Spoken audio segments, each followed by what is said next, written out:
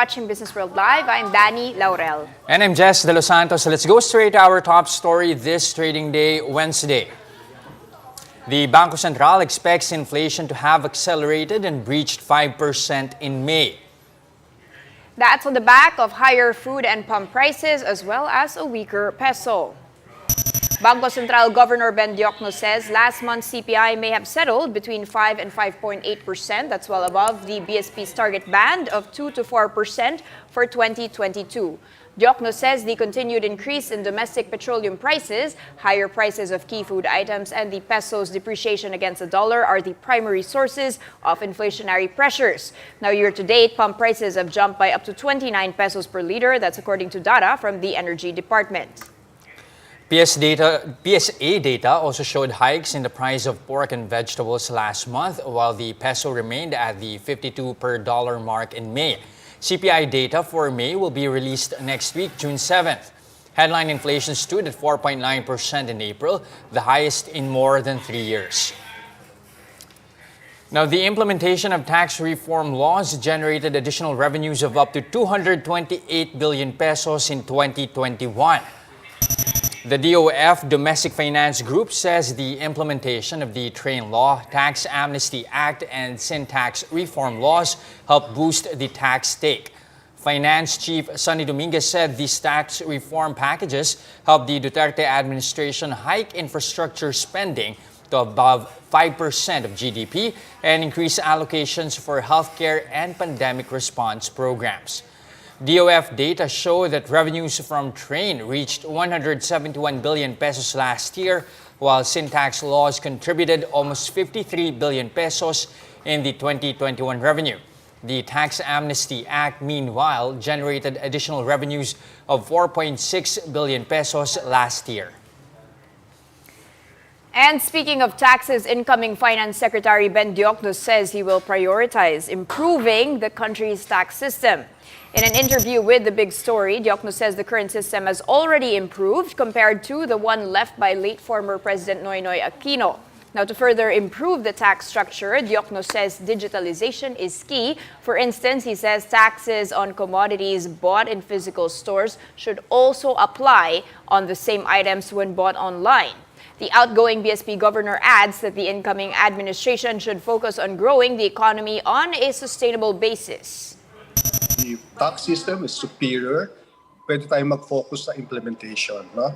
And doon naman sa implementation, we will apply yung modern methods. Digitalization is key in enhancing the administration of taxes.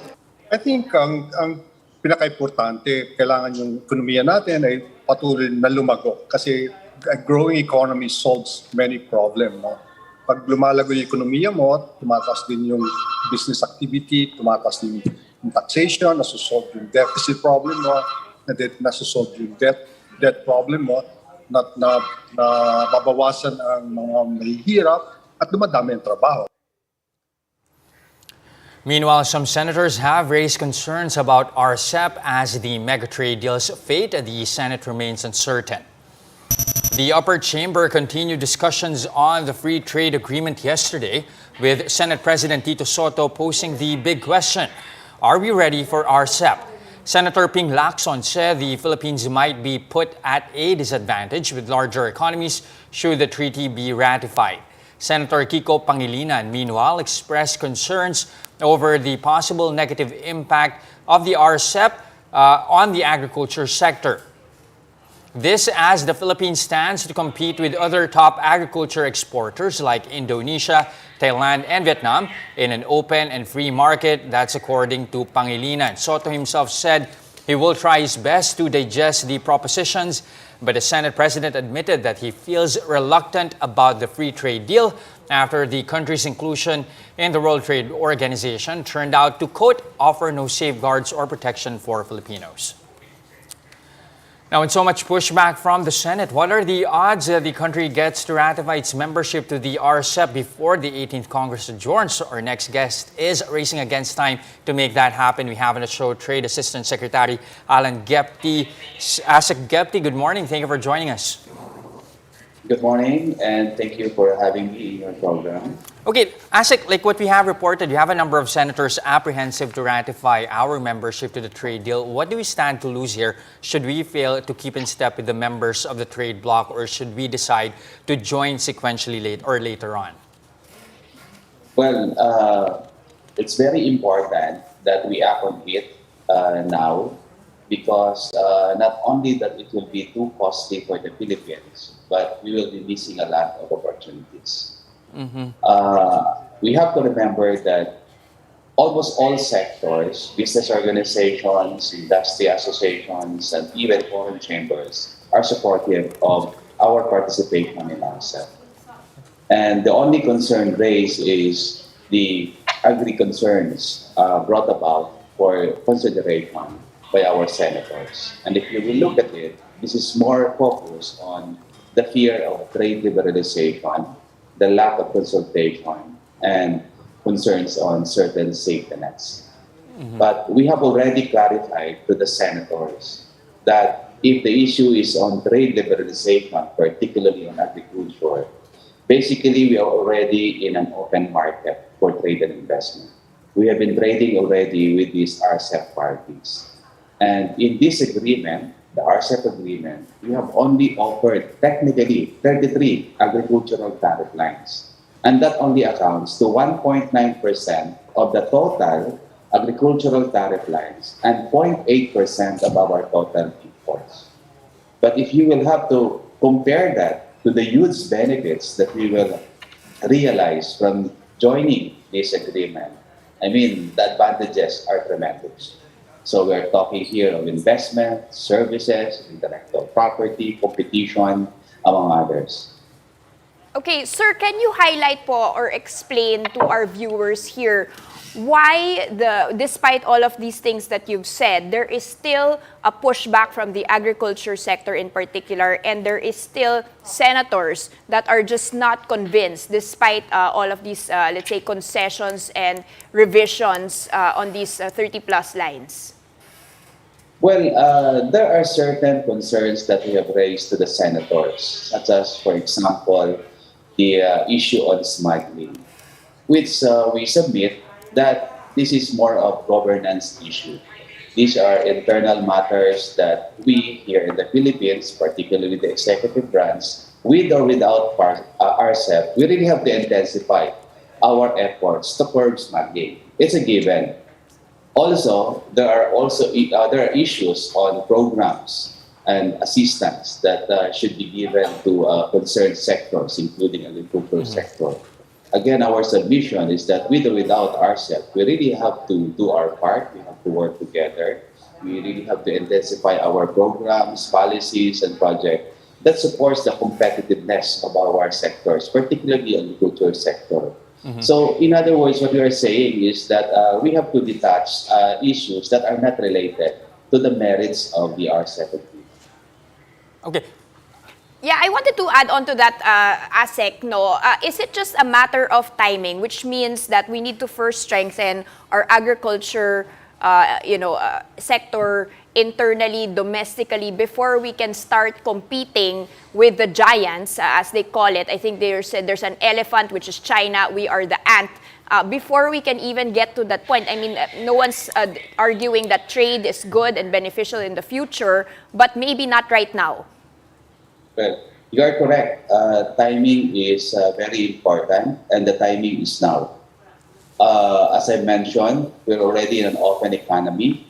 We're open already when it comes to trade and investments. All FTAs with ASEAN and ASEAN free trade partners are already there. Here in RCEP, we have enhanced more rules to simplify our business activities and also trading with these trading partners. So we have to seize and grab all these opportunities, because the way we see it, we will be sending a wrong signal if we will not join RCEP. Because recently we just introduced major economic reforms, such as amendments to Public Service Act, Okay. Foreign Investment Act, and the Retail Trade Liberalization. As a So you can deputy- just imagine, we are sending confusing signals if on the FTA side, we will not be joining RCEP. As a deputy, very quickly now, I mean, the president has ratified our membership. as early as September last year. This has been languishing in the Senate for months. What have you done to assure the agriculture sector that they will not be compromised? I mean, we're just down to a few days left here for the Senate. What have you done during the period over the past few months to at least assure them that they will not be compromised? There were many hearings and engagement made, not only with our agriculture sectors, but also other officials. Number two, we have been clarifying that as far as exposure of the agriculture sector is concerned, under RCEP, we have only offered 33 agri-tariff lines, and the trade is very insignificant. And number three is that if the concern is on safety nets, we have thoroughly explained to them that under RCEP, we have even provided more trade remedies as compared to existing WTO agreements because we have maintained these trade remedies in WTO, plus we have added RCEP transitional safeguards. Not to mention the modification of concession and other flexibilities in the agreement. So they are all aware of this. Now, of course, what happens now should RCEP not be ratified by the Congress? How optimistic are you that the next Congress, the 18th Congress, is going to give this a go when incoming President Marcos Jr. himself somehow is quite doubtful on this one, in fact, urging a review of the trade deal? Well, the good thing is that I think there is no question as to the merits of the agreement. In the Senate yesterday, even Senator Pangilinan recognized the value and importance of RCEP, particularly in the sectors of services, investment, manufacturing, among others. So I think everyone is also in the same spectrum. So that's why what we are saying to our senators right now is that if it is a question of timing, I think the perfect timing is now, so that when we embark on the new administration and we work towards economic recovery, all our efforts are already synchronized. Okay, thank you for that. So let's not wait now until the ship has sailed there, but of course have safeguards, particularly for the agriculture sector. Thank you, DTI Assistant Secretary Alan Gepti. Thank you. In other news, the Asian Development Bank has approved a fresh $250 million loan for the Philippines. The multilateral lender says the new funding seeks to help the country's efforts in climate change adaptation and mitigation. This is also ADB's first climate action policy-based loan, which aims to support the Philippines in developing a holistic approach to address climate change. This approach involves transitioning to low-carbon pathways, strengthening vulnerable sectors, and increasing the conservation of land and marine sources. Now, some local restaurant operations are being hampered by global supply chain disruptions. Resto.ph President Eric Teng said these supply issues have caused shortages of some food items and have driven the prices higher. But Teng says the industry can still manage as some operators are trying to find solutions by offering alternative items on their menus. But with inflation rising to a 3-year high in April, there are also concerns that consumers may cut back on restaurant spending. Now, has the restaurant industry faced the worst already, or are hard times yet to come? Here to discuss, we have with us Eric Teng, President of Resto.ph. Good morning, Eric. Good morning. Thank you for having me. All right, sir, let's kick off first with the current and most pressing issues in terms of supply chain shortage. We all know that this is, the issue that has been there, but also exacerbated by the Russia-Ukraine war. Is this something that you see as temporary or persistent? Well, I don't think this is a short-term problem, but I think there's a lot of things we can do to mitigate the effects of that problem. We can go more into local purchasing. We can encourage our farmers to produce what we need. We can encourage our restaurant owners to develop new menu items that will take advantage of available produce or commodities. So there are ways we can adapt. Have we gone through the worst? Well, COVID, I thought, was the worst already. So after 2 years, the restaurant is on a recovery path. This is just one of many crises that we have to overcome, I guess. Okay, sir, how are restaurants currently sourcing? Have they been agile enough to switch to local and maintain the profit margins, maintain the quality that they are producing or giving to the customers? There are less restaurants than before, but we have new restaurants coming out. So the supply of restaurant food is getting back to pre-2019 or pre-pandemic levels. So that allows us some runway to build back our business with more customer base. However, with regards to food availability, even if it's available, the cost would inevitably be higher due to high fuel costs today, and as you said, due to the Ukraine-Russia conflict. And we have to constantly look for alternatives. We have to look for backup plans. We cannot rely on the old ways because we really don't know how long this conflict will last. And I understand from my limited understanding of the situation, the effects of that conflict will be felt many years to come, still to be felt for the coming years. So we really have to look at the long-term picture and try to find solutions to mitigate these problems now. Now, earlier, Sir Eric, you were proposing the idea at least of sourcing locally. Why is that not the case to begin with? I mean, has it been at least a more expensive option here, especially for local restaurants? In my case, I'm a sushi restaurant operator. I can't put bangus on a sushi. It's not the same kind of fish. We've tried to talk to our fisher folks and ask if we can get them to produce different kinds of fish, farm different kinds of species. But so far, we only have sustainable quantities of bangus, tilapia. So we have to import what we don't have.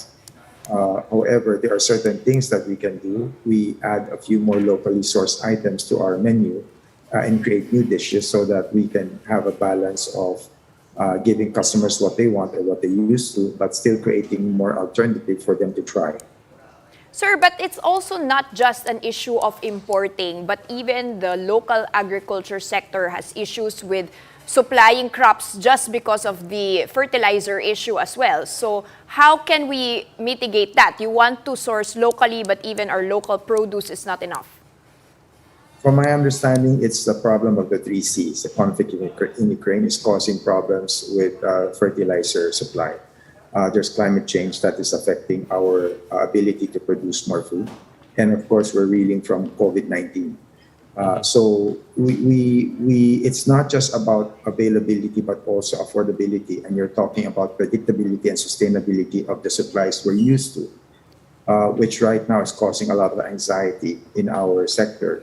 So we can do a lot more by encouraging more private sector and government partnership and working with our farmers, which is what we're trying to do. We're trying to reach out to the farmers and buy direct from them so that they don't throw away their produce. Interestingly, vegetable prices in China went up by 24%. And yet in Benguet, 2 days ago, people were calling me that they're about to throw away carrots because nobody was buying. So there's a gap in supply, and we have the supply, but sometimes it's just not getting to the market at the right time. Fuel cost is also a problem. Getting those products to market would cost more now. But I think imported products would also not be as viable as before because of the same fuel cost increase and because of the shipping crisis. So even if I order something from abroad and it's available, it's not going to get to me in the same time frame as I was used to before. How much of this also, Eric, is demand-driven, considering that more and more economies, not just here locally, of course, are reopening? Demand has certainly improved. I think what we were talking about before, revenge dining, it's been going on for the last 4 months, 3-4 months. And it's because we have a substantial population who's been vaccinated. And that gives us more freedom to resume our lives, our way of life again. So demand certainly has gone up. And it's the wrong timing when we're having a problem with supply. But we have to get creative. Some restaurants are reducing portions. Some are offering alternatives. Some have to remove certain items from the menu. And one of the options that we have to face is also we have to increase our prices. But that can drive down sales as well. So it's a balance of so many new things. And that balance point shifts every day. Okay. And ultimately, Eric, how do you see this affecting the revenue and the performance of the restaurant sector for the remainder of the year? I mean, Or are you also at least considering the possibility that people might actually be spending less to eat out? To what and to extent deliver? are consumers willing to have the prices passed on given the revenge eating out nga? I've heard from my friends who are in the steak business that their costs have doubled, but they raised their prices by 20% and the customers are already angry. So I think they're going to look for new items to serve that can be acceptable to the market. With sales drop, I hope not. We're playing it, we're taking it 1 week at a time. But a few days ago, we had a discussion with some of our members, and we are encouraging our members to look for alternative sources of materials for their products. So hopefully, when the need arises, really, when these kind of crises can lead to other opportunities kasi. So even if you cannot find certain products, you might be able to find how to produce more of these products to fill the gap. Yeah, we always believe that these problems are just an opportunities, that can be had with a proper mindset. Of course, business must go on. It's just a matter of And adapting. support our restaurants to the extent that we can, of course. Thank you very much for your time this morning. Again, Eric Tang, President of Resto PH. Now, pausing for a quick break, but coming right up after that. Bank lending jumps by 10% as restrictions continue to ease.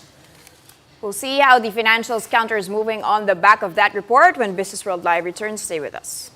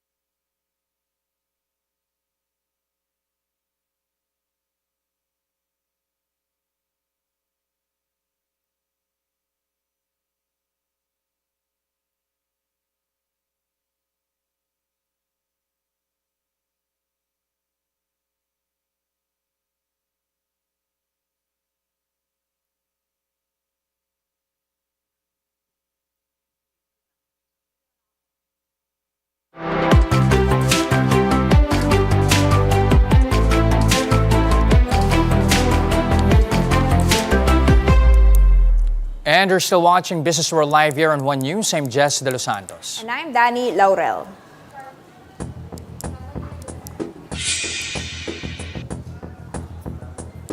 Dan, you have some positive numbers to report on the manufacturing front. Tell us more.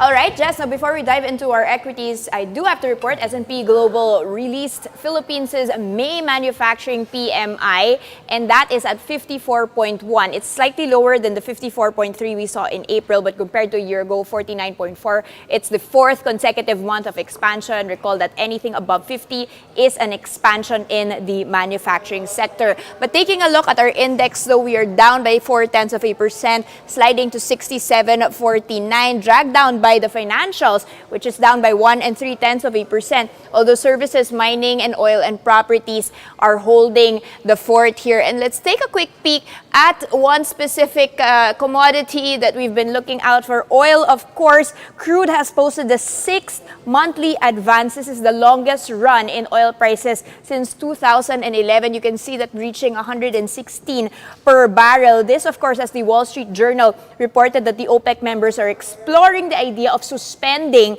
Russia from the oil production deal. And of course, the EU agreed this week to pursue a partial ban of the nation's crude oil and petroleum products. They are looking to cut the imports by 90%. And this, according to Phil Stocks, that will move the Philippine markets. Of course, you are a net oil importer, and that will bring the inflation even higher. And, as you mentioned earlier on, what about the banks? Why is this the biggest loser? Not too sure exactly, but perhaps it could be that yesterday it was one of the best performing sectors. And if you take a look at the year-to-date, it's actually one of the only ones that are standing out here. It's up by 2% year-to-date, even as the local bourse is down. Of course, we did report that bank lending dropped 10% in the month of April. That's the fastest in 2 years or since May 2020. And that's a first look into the business day this Wednesday, June 1st, 2022. Join us again tomorrow at exactly 9:30 a.m. You can also catch us on Signal Play. Register for a free account now at www.signalplay.com and stream One News Live anytime, anywhere. I'm Jess De Los Santos. And I'm Danny Laurel. Mask on, wash hands, stay safe, Philippines. We are One News.